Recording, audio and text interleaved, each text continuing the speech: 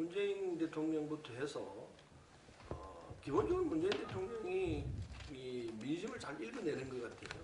예. 국민들이 뭘 바라고 있다. 어떻게 가야 바른 정치가 된다. 이걸 정확히 읽고 있기 때문에 국민 뜻에 맞춰서 하는 이 정치를 하고 있기 때문에 이런 현상이 있다. 이렇게 생각합니다. 첫 번째로. 예. 그래서 이제 그게 이제 쉽게 말하면은 적폐청산이죠. 박근혜 정부가 했던 그 잘못에서 반성하면서 박근혜 정부가 했던 또는 그 이전 정부, 이명박 정부까지 포함해서 그 전 정권이 했던 그 쌓여 있는 잘못들 이걸 청산해 나가는 과정에 들어가 있기 때문에 의외로 쉽게 지금 이 국민 정서에 닿는 이런 정치가 진행되기 때문에 국민으로부터 지지를 받고 있다 이렇게 보죠. 그거는 이 구조를 좀 정확히 안 보는 데서 오는 그런 그 야박한 평가 아닌가 하는 생각이 드는 게 여소야대 국면이거든요. 기본적으로 여소야대 국면이기 때문에 모든 게 국회에서 정리가 되게 돼 있는데 국회에서 우리가 이 소수일 수밖에 없는 이 구조. 이 구조에서 야당과 그것도 야당도 국민의당도 있고 바른정당도 있고 자유한국당도 있는 이 구조 속에서 우리가 하고자 하는 뜻대로 다 못하고 양보하고 그리고 저쪽도 타협해내야 되는 이런 구도이기 때문에 국민들이 보는 시각은 있고 국민들이 원하는 점은 있는데 그러니까 못 도달하는 거죠. 선거를 우리가 이때면은 지금 선거를 치른다면은 국민의 뜻에 따라서 그 구조가 국회 구조가 짜여질 거이기 때문에 그때는 우리가 할 수 있는 이 폭이 많아질 거라고 봅니다. 지금 그런 구도가 아니잖아요. 소수로 되어 있는 여소야대 국면이기 때문에 국민이 바라는 데는 있는데 그 전까지 우리가 도달하지 못하는 현실적인 힘이 없으니까. 그래서 국민들이 볼 때 국회 도대체 뭐 하냐, 시원시원하게 좀 못하고 왜 그러느냐 이런 시각으로 보일 수 있다고 봅니다. 예산안은 의원들 각 개인이 또 처해 있는 조건도 있고 지역구 사정이라든지 이런 등등도 있고 해서 전통적으로 예산안에 대해서는 여야가 함께하는 이런 구도인 것 같아요. 보니까 그래서 예산안은 어쨌든 뭐 바람직하다기보다도 순탄하게 진행이 됐는데 법안은 안 다르죠. 법안은 우리가 하고자 하는 법안들이 이 야당에서 말 그대로 태클을 걸면은 발목을 잡으면은 꼼짝 못하고 여소야대 구도에서는 이게 법안 처리가 안 되죠. 그래서 법안 처리를 못하니까 모든 게 지금 지지부진한 형태로 밀려갈 수밖에 없는 구조입니다. 이 구조적인 문제라고 봐야 합니다. 그게 이제 결국은 야당이 제가 볼 때는 어리석다고 생각해요. 왜 그런 거 아니? 이건 결국 국민이 심판할 거거든요. 심판을 대비한다면은 이런 자세는 아주 혹독한 심판이 있을 수 있다고 봅니다. 잘못된 부분을 인정하고 그리고 개혁하자. 이렇게 나간다면 국민들은 아마 다음 선거에서는 야당이 정신을 차리고 야당으로서 역할을 제대로 하려고 들구나. 합리적이구나. 이렇게 생각해서 과거에 야당 지지했던 분들도 다시 야당으로 돌아갈 수 있으리라 생각합니다. 그런데 지금 분명하게 적폐이고 그 적폐를 청산해야 될 시점임에도 불구하고 그걸 그냥 과거식으로 난 절대 못한다는 식으로 나온다면은 다 여당이 틀렸다. 이렇게 놓으면은 이건 아닐 거라 생각해요. 그래서 제가 야당이라면은 저는 여당이 하고 있는 부분에서 옳은 부분 잘한다, 인정하겠다 이렇게 나가고 그리고 우리도 잘못하는 부분이 있을 수 있습니다. 현재까지는 정확히 모르겠는데 그 부분에 집중적으로 공격해 들어가야 되는데 모든 걸 다 여당은 틀렸다는 식으로 나오면은 이건 좀 아니죠. 그럴 수 있죠. 보수가 지금 이 상황에서 내가 보수라고 친다면은 아까 말씀드린 대로 인정할 건 인정하고 그리고 우리 자신이 잘못한 부분을 인정하자. 그리고 새롭게 나가자. 이런 전략을 썼을 텐데 지금 그쪽은 그게 아닌 것 같거든요. 홍준표 대표도 물론이고 그다음에 뭐 친박한테 말할 나이가 없고 그렇게 되어 있는 상황이기 때문에 아까 말씀하신 대로 아직 야당이 바닥 안 쳤다는 논리가 나올 수 있죠. 나올 수 있는데 어쨌든 뭐 야당 쪽 사정이니까 정확히는 모르겠습니다만 이런 흐름이 계속되면은 그 이번 이제 내년 지방선거라든지 다음 선거에서 국민들이 그냥 두겠습니까? 저는 그래서 야당이 전략적으로 지금 잘못하고 있다. 남에 대한 걱정할 건 아니지만은 발목 잡으면 방법이 없어요. 솔직히 말씀드려서.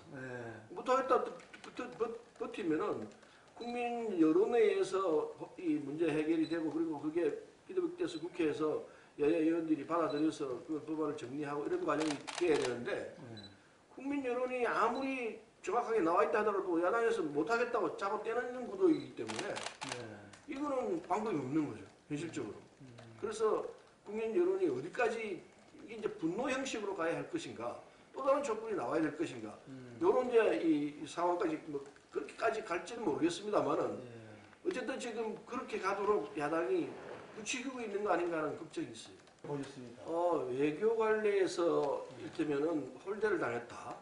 이 부분하고 그 다음에 언론인들에는 불상사 이두 가지가 있을 텐데 우선 하나는 외교 관례에서 홀대를 당했다는 것은 내가 볼 때는 아닌 것 같아요.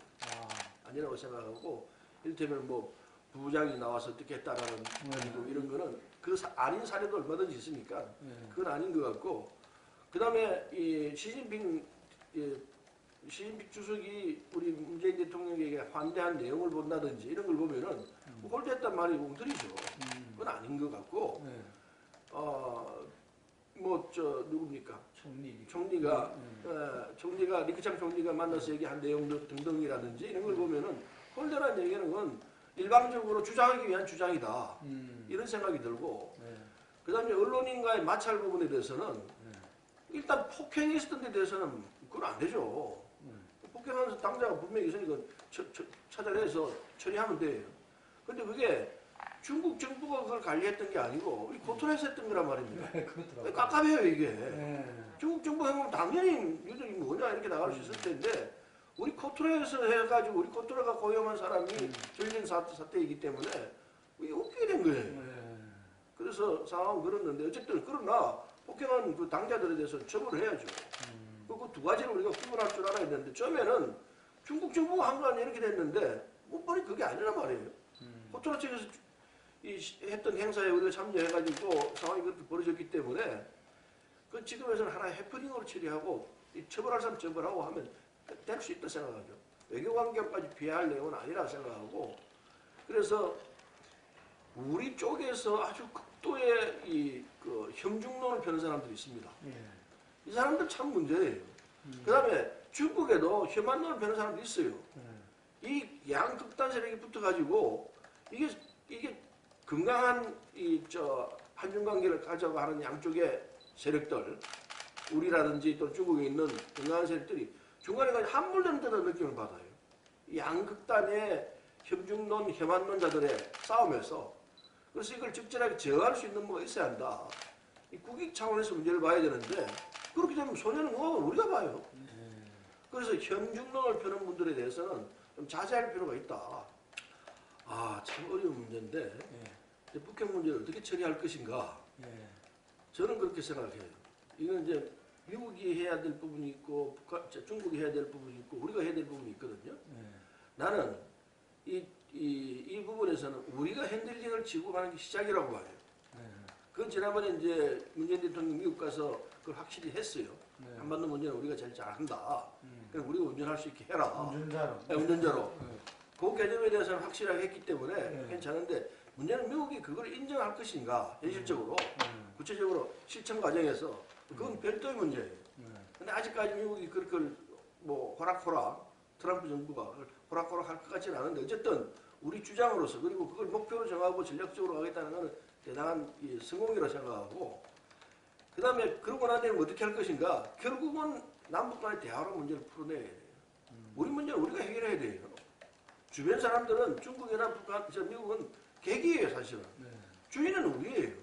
우리가 문제를 풀어야 되는데 우리가 갖고 있는 힘들이 적으니까 양쪽의 힘에 의해서 우리가 우리 마음껏 이 문제를 해결하지 못하고 있는 것이 이제 현실이고 우리 한계인데 그럼에도 불구하고 우리가 해결하겠다는 노력을 계속해서 해야 돼요. 양쪽은 객으로 판단해야 돼요. 객으로 할 수 있게끔 애교적으로 해내야 돼요. 그러려면 어떻게 해야 되느냐. 미국 쪽에 대해서 특히 미국 보수주의자들 공화당 사람들이겠죠. 이분들하고 끊임없이 대화를 해야 돼요. 우리가 지금 미국이 이 얘기 해치지 않고 우리가 한반도 문제를 해결하겠다. 한반도 문제 우리가 제일 잘한다. 예전에 대한민국이 아니지 않느냐. 지금 3만 명이나 북한 사람들이 와 있다 이게.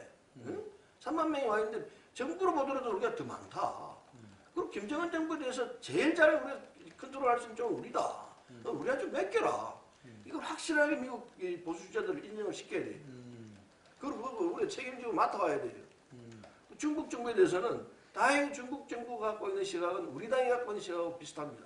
여러 번 느꼈는데 중국 정부는 적어도 북한 문제에 대해서는 우리 민주당 정책하고 거의 같은 시각으로 가고 있어요. 근데 사드 문제 때문에 이게 안 됐던 거거든요. 사드 문제는 뭐냐? 미국이 중간에 껴있기 때문에 그렇습니다. 이 문제에 대해서 특히 사드 문제에 대해서는 미국에 대해서 우리가 너희 이익에 해치지 않는 상황이니까 우리한테 맡겨달라. 이게 이제 돼야 되는데 미국은 또 중국과의 관계가 있잖아요.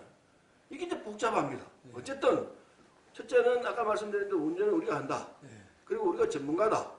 우리한테 맡겨라. 이렇게 하고 그리고 북한하고 다이렉트로 문제를 풀자고 노력을 해야 합니다. 근데 북한은 핵 아니면 자기들이 죽는다 생각하고 있거든요. 그걸 불식시켜줘야 돼요. 그럼 핵 가지고 너 공격하겠다는 거냐? 그건 아니지 않느냐? 방어용 아니냐? 방어용이면 누가 공격한다고 생각하느냐? 미국이 공격한다? 미국 공격 안 한다. 못 한다. 이걸 설득을 해야 한다 생각하거든요.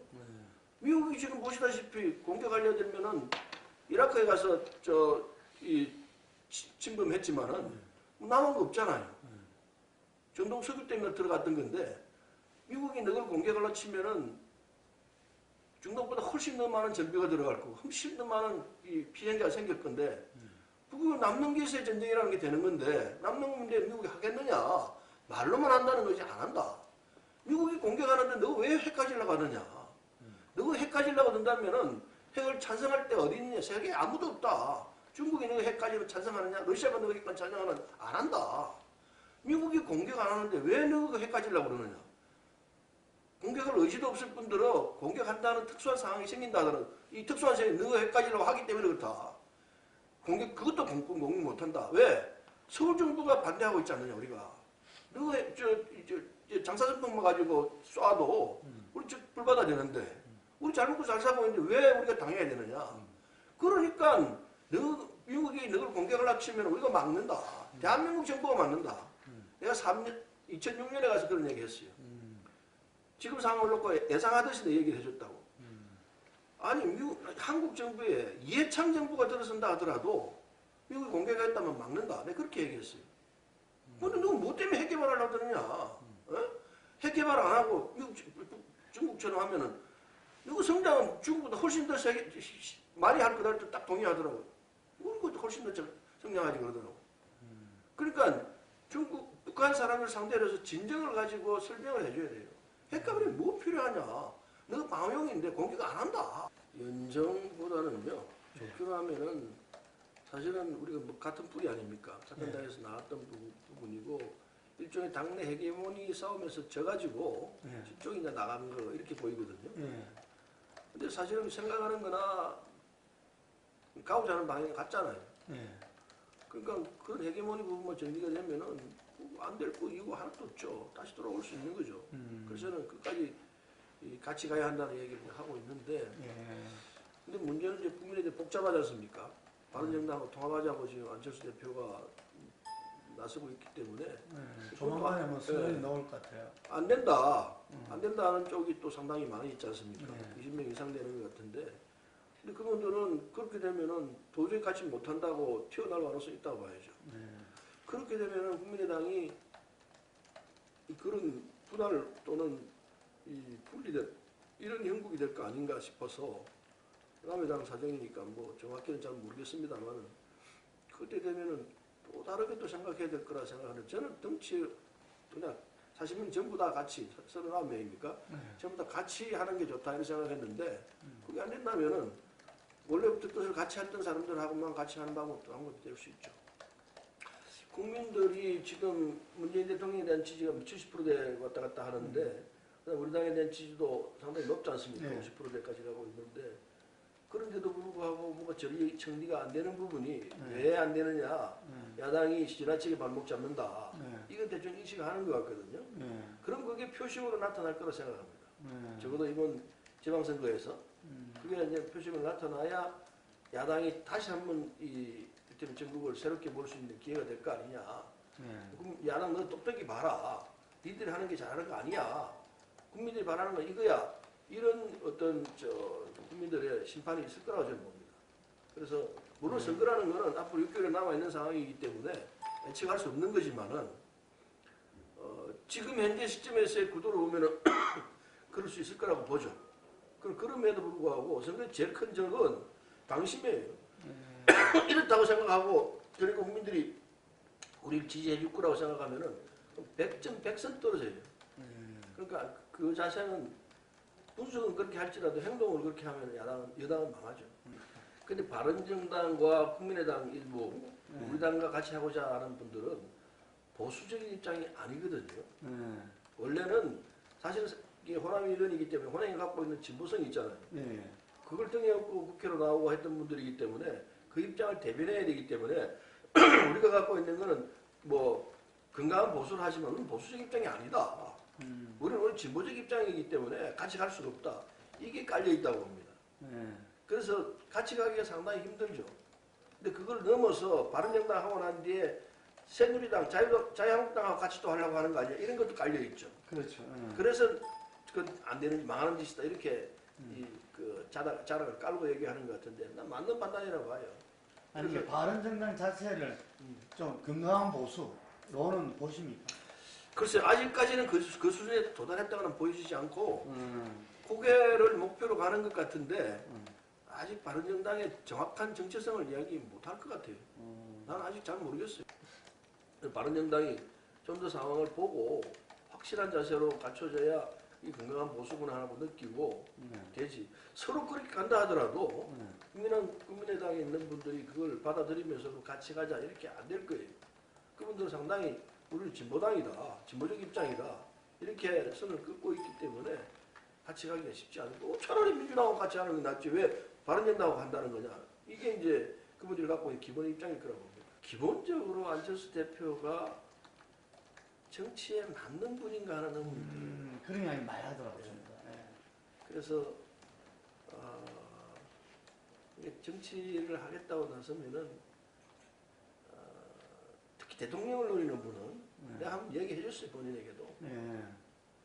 대통령 후보가 되기 위해서는 자기 가지고 있는 모든 걸 국가민족을 위해서 내놓을 각오를 해야 된다. 돈이면 돈, 뭐 자기가 갖고 있는 명예를 다 던져서 싸우려고 해야 되는데 그런 자세가 돼 있는가 이런 생각이 들어요. 그게 하나 첫째고 그다음에 정치인은 두루두루 이게 정치를 왜 하는지 나는 묻고 싶어요. 민주당 대통령 그런 얘기를 하셨거든요. 정치는 어려운 사람을 도와주는 게 정치다 기본적으로. 돈이 많거나 힘이 있는 사람들은 그냥 너도 자기 알아서 다 한다. 근데 돈도 없고 힘이 없는 사람은 같이 살아가야 되는데 정치 쪽에서 도와주지 않으면은 그분들 살아갈 수가 없다. 그 세상이 그렇게 되면 공평하지 않고 이게 계층이 나눠지고 엉망이 된다.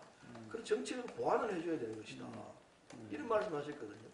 정치 요체는 어렵고 힘든 사람 도와주는 게 정치다. 김대중 대통령의 정치란 거기서 출발하죠. 우리가 거기서 출발하는 거거든요. 기본적으로. 근데 안철수 대표는 그게 아닌 것 같아요. 그런 감각적이랄까 기본적인 이 정치 철학에 대한 이해 그게 좀 부족한 거 아닌가 하는 생각이 들어요. 그래가지고는 잘 안 될 거라는 생각이 들죠. 그리고 자질적으로 어떤가 사람을 끌어모아야 되지 않습니까? 정치는 기본적으로 잘 끌어모으지는 못하는 것 같아요.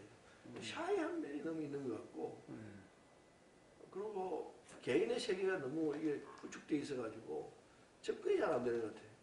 터놓고 그냥 다 안고 이렇게 갑시다 이렇게 돼야 되는데 그게 또 개인적인 성을 자꾸 이렇게 그 허물지를 않고 그냥 가면서 이렇게 가니까 사람들이 안 달라붙고 그리고 이 세력이 확장이 안 되고 있던 사람들도 저 기대를 갔다가 떨어져 나가고 김성태 대표가 어떻게 할지 모르겠습니다만 여당이 지금 하고 있는 걸 봐서 이 부분은 일단 적폐청산이니까 옳다. 우리도 동참하겠다. 이런 자세 보인다든지 또는 우리가 잘하는 부분에서는 그건 맞다. 여당이 잘한 것이다. 이렇게 나온다면은 야당이 상당히 살아날 거라고 봅니다.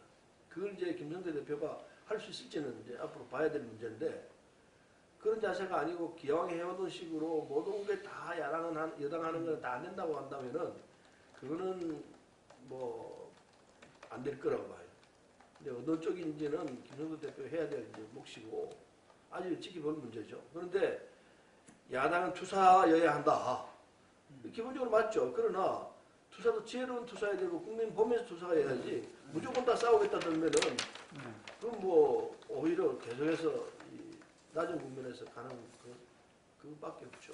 좀 지혜로워져야 할 거라고 봅니다. 그렇게 이해를 할 필요가 있는데 그 이제 대책본부의 본부장 그 부본장이 이그 유골이 나온 점에 대해서 잠깐 보류했던 건데 은폐라기보다는 보류했던 건데 작년에 7억 원을 발표를 하려고 했어요. 그 이유가 선이냐 악이냐 이걸 들여다보니까 악이라고 보기에는 좀 문제가 있어요.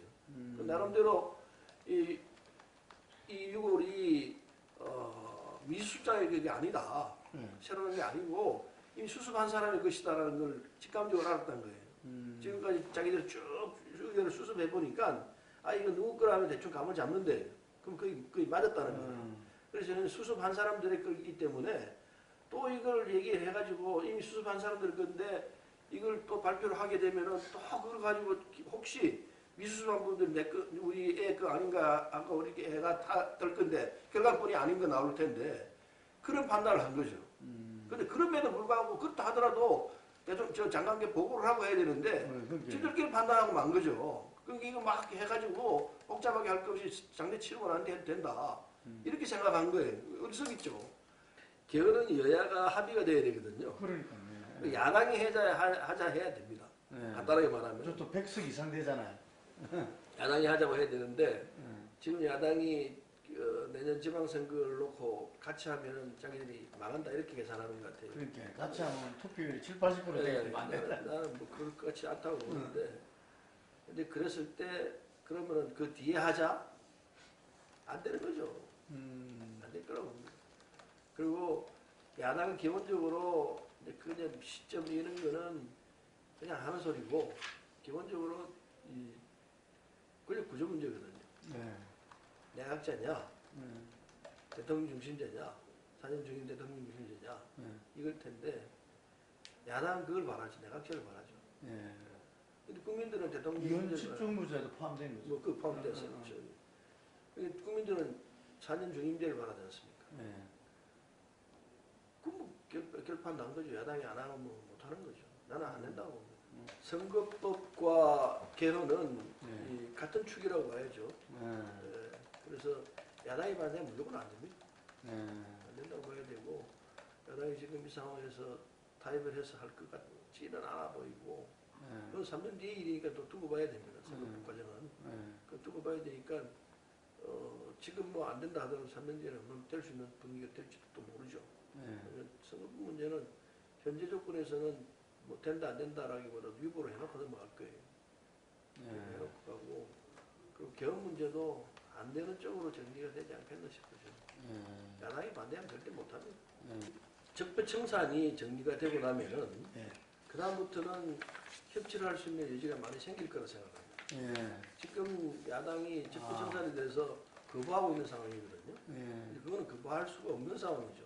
적폐청산이 올해는 어차피 다 안 되는 거고 내년 전반기쯤 되면 정리가 다 될 거라 생각합니다. 그러나 내년 하반기쯤 되면은 결국 본격적인 협치 구조로 들어가게 될 것이고 그렇게 되면은 문재인 대통령이 이제 장기를 발휘해서 잘 풀어내지 않겠나는 생각합니다. 이게 민심도 뭐 지방선을 통해서 또 정리가 되고, 확실하게 정리가 되지고 하니까 이게 내년 하반기 이후는 좀 소위 협치 구조가 어떤 거라는 걸 확실히 보여주는 그런 정치적 상황으로 만들어질 것이고 또 여당의 정부 여당의 어떤 구체적인 액션도 나올 거이고 그렇게 되지 않겠나 봐요.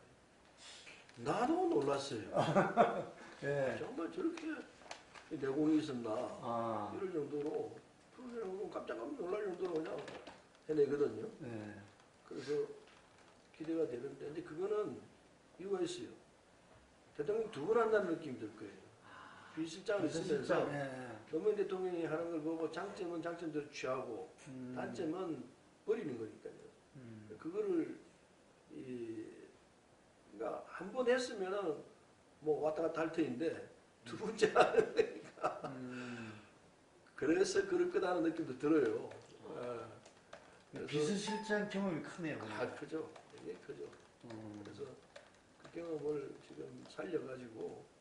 잘못된 거는 이제 반성하면서 새롭게 고쳐 나가고 잘했던 부분은 살려내서 개선해서 나가고 이런 쪽으로 가니까 잘하고 있다 생각하지. 국민의 마음을 읽어내는 능력 이게 제일 중요한데 거기에 맞춰서 그것보다 한 반발만 앞서가면 되거든요. 그러니까 잘하고 있는 거죠. 아직은 멀었죠. 5년인데 임기가 한참 남았죠. 남았기 때문에 지금은 서로 내가 다음 차기 주자다 하더라도 나는 몰라요 하고 있는 게 제일 현명한 방법인 거라고 봅니다. 지금은 때가 아니다. 지금은 정부 시작한 지 1년도 안 됐는데 그런 얘기하고 그런 꿈을 꾸고 있으면 그거는 내가 볼 땐 좀 머리 썼다고 봐야죠. 지금은 문재인 대통령이 열심히 할 수 있던 모든 걸 다 도와드리는 형식 이게 제일 잘하는 자세죠. 예.